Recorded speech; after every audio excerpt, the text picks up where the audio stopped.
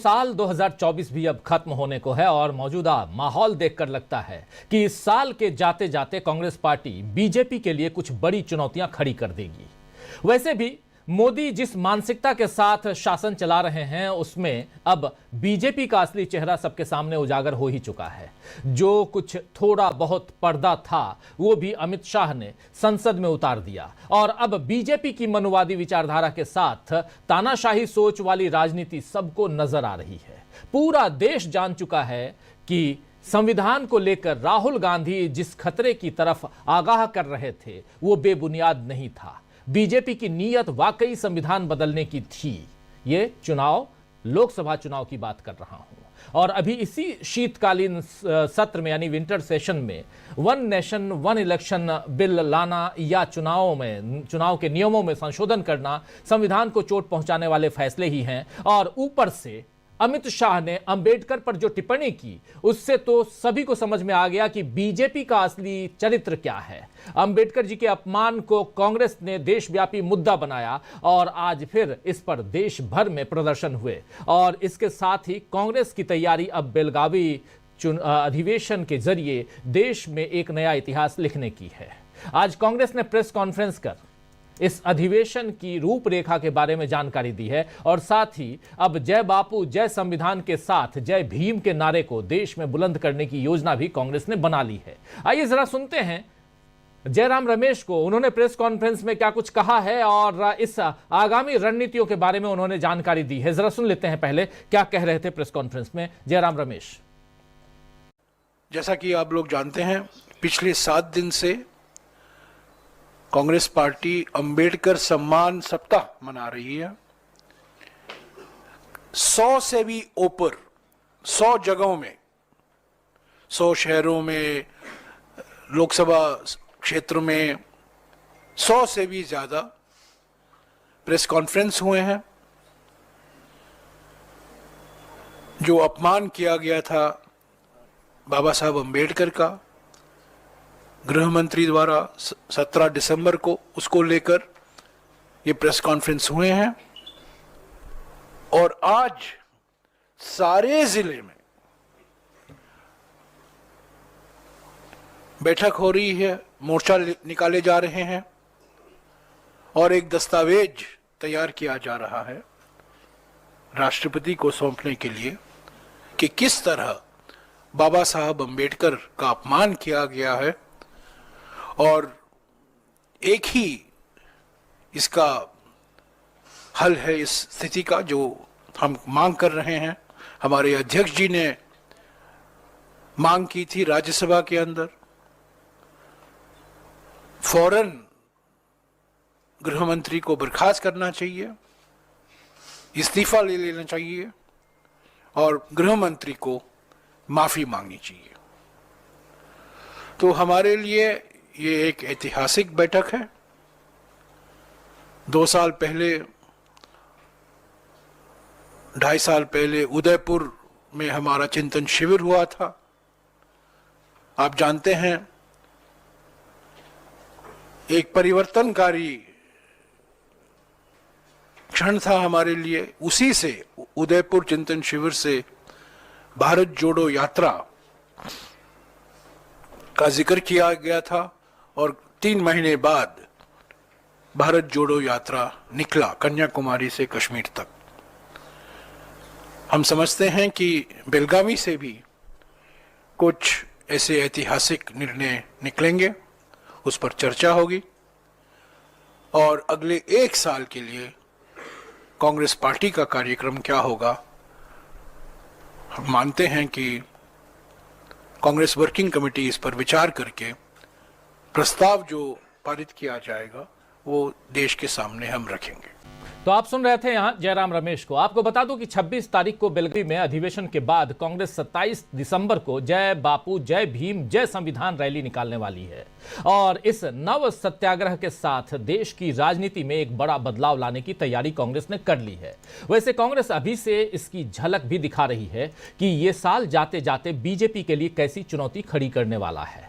सुनिए यहां पर सचिन पायलट ने क्या कुछ कहा है इसी मसले पे, जरा सुन लेते हैं। चर्चा आगे बढ़ाएंगे, बहुत कुछ है, बेलगावी से जो कुछ निकल के आएगा, लेकिन ये 26 तारीख और 27 तारीख को जब एक ये महान रैली होने जा रही है, महारैली होने जा रही है, उस रैली से भी बहुत कुछ सामने आएगा। उन सब पे हम चर्चा करेंगे। आज के दिन क्या कुछ चल रहा था, सचिन पायलट बता रहे हैं, सुनिए। देखिए, ये बात बिल्कुल स्पष्ट हो गई है कि पार्लियामेंट के अंदर जो पूरा ड्रामा रचा गया था कि किसी ने धक्का दे दिया, चोट लग गई, अस्पताल चले गए, एफआईआर कर दी, वो पूरा जो घटनाक्रम था उसको अंजाम इसलिए दिया गया क्योंकि गृह मंत्री ने जो बोला पार्लियामेंट के अंदर, उस पर जो जनता में आक्रोश था उससे ध्यान डाइवर्ट करने के लिए पूरा जो ड्रामा रचा गया था पार्लियामेंट के अंदर। और बड़ा खेद है मुझे कि हमारे लोकतंत्र में सबसे बड़ा जो हमारा एक संस्था है पार्लियामेंट, उसके अंदर सत्ताधारी दल के लोग खुद इस प्रकार की बातें करें और फिर आरोप लगाएं, एफआईआर करें, और सिर्फ ध्यान भटकाने के लिए, जैसा प्रियंका जी ने खुद कहा कि जनता का ध्यान भटकाने के लिए, गृह मंत्री के बयान से लोगों का ध्यान भटकाने के लिए, लेकिन देश में संदेश चला गया और संविधान और अंबेडकर जी के लिए भाजपा की जो सच में जो सोच है वो जमा पे आ गई। अब उसका विरोध न सिर्फ कांग्रेस पार्टी, पूरे देश में विरोध हो रहा है। अब बीजेपी चाहती है कि इस देश में कांग्रेस पार्टी जो बात बोलती है सिर्फ और सिर्फ इतिहास को खंगाल के टेढ़ा मेढ़ा करके आरोप किया जाए। अंबेडकर साहब के प्रति देश के हर व्यक्ति की आस्था है, चाहे वो दलित है, अगड़ा है, पिछड़ा है, कोई फर्क नहीं पड़ता, लेकिन अंबेडकर जी के बारे में जो बोला गया वो सबने सुना है, तो उसके लिए उनको माफ़ी मांगनी चाहिए और नैतिकता के आधार पर उनको अपने पद से इस्तीफा देना चाहिए। हमारी मांग है, एक पॉलिटिकल पार्टी की मांग है, लेकिन देश में लोग इस बात को समझ रहे हैं कि संविधान के प्रति जो हम बोलते थे अब तक कि संविधान में जो आरक्षण है, जो उसकी मूल भावना है, उस पर घात लगाकर भाजपा आक्रमण करना चाहती है, वो अब स्पष्ट हो रहा है धीरे धीरे। और मुझे ऐसा लगता है कि जो सोच और प्रवृत्ति है भारतीय जनता पार्टी की, क्योंकि सत्ता में बहुत साल हो गए उनको, तो उनकी सोच जो है वो संविधान की जो मूल भावना है उसके विरोध में है। और इस पूरे मुल्क में जो गरीब है, पिछड़ा है, वंचित है, दलित है, आदिवासी है, जिनको संरक्षण संविधान ने दिया है, उसके भी खिलाफ है।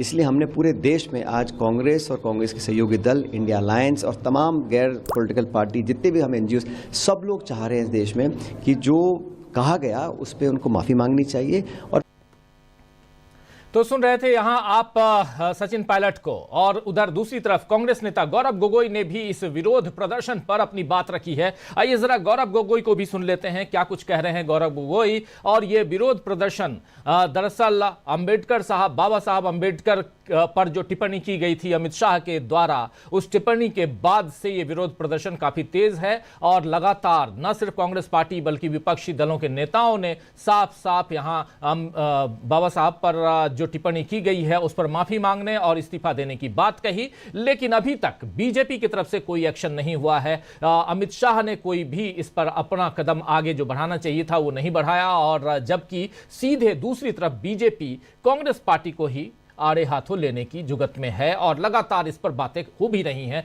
बयानबाजियां चल रही हैं।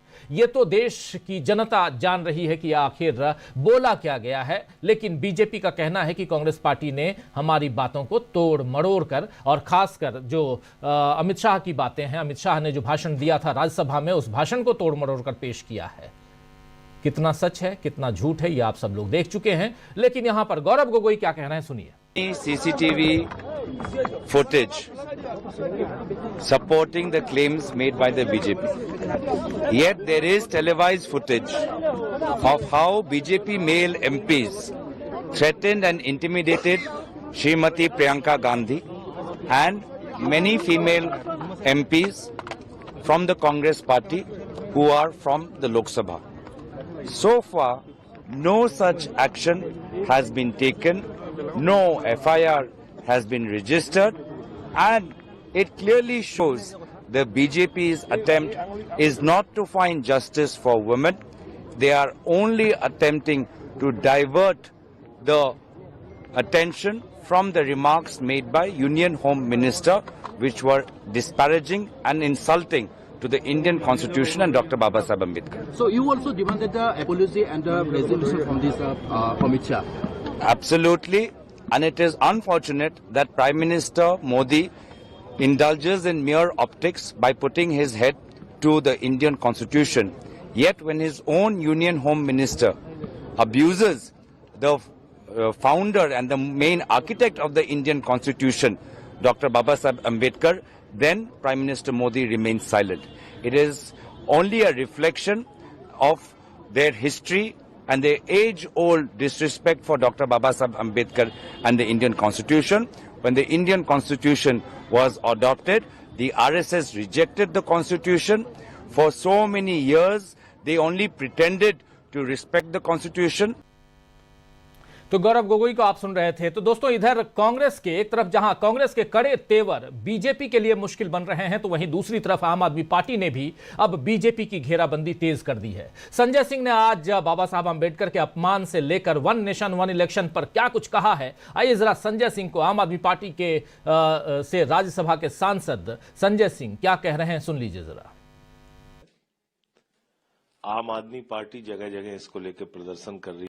के अंदर भी नगर निगम में ये प्रस्ताव आया तो उसको लेकर वहां हंगामा कर रहे हैं बीजेपी वाले लोग। कल लखनऊ में प्रदर्शन हुआ, इस ठंड के महीने में वहां पुलिस हंगामा कर रही है, लाठीचार्ज कर रही है हमारे लोगों के साथ।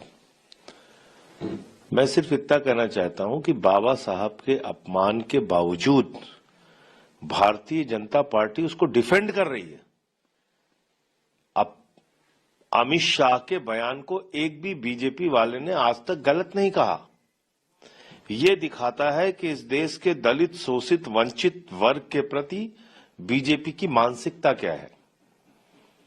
आरएसएस ने संविधान का विरोध किया था, आरएसएस ने बाबा साहब का पुतला जलाया था, आरएसएस और बीजेपी हमेशा से दलितों, वंचितों के खिलाफ रही है, आरक्षण का विरोध किया था इन्होंने। मंदिर के शिलान्यास और उद्घाटन में रामनाथ कोविंद जी को, द्रौपदी मुर्मू जी को नहीं बुलाया था। तो ये आरएसएस और बीजेपी का लगातार ये देखने को इनका चरित्र ये मिला है कि हमेशा से ये बाबा साहब का और इस देश के दलितों, पिछड़ों, वंचितों का अपमान करते रहे। वन नेशन वन इलेक्शन को लेकर जो तरफ से क्या कुछ देखिए, हम तो शुरू से इसके खिलाफ हैं, इसके विरोध।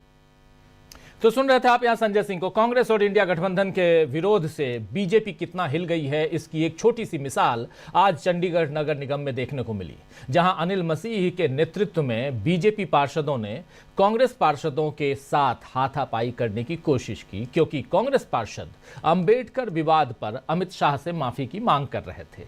ये वही मसीह साहब हैं दोस्तों, आप याद कीजिए, जो कैमरे में बीजेपी के लिए हेराफेरी करते हुए दिखे थे, और अब वो बीजेपी पार्षद बन चुके हैं और संवैधानिक मर्यादा का कितना पालन बीजेपी कर रही है, ये सब देख ही रहे हैं।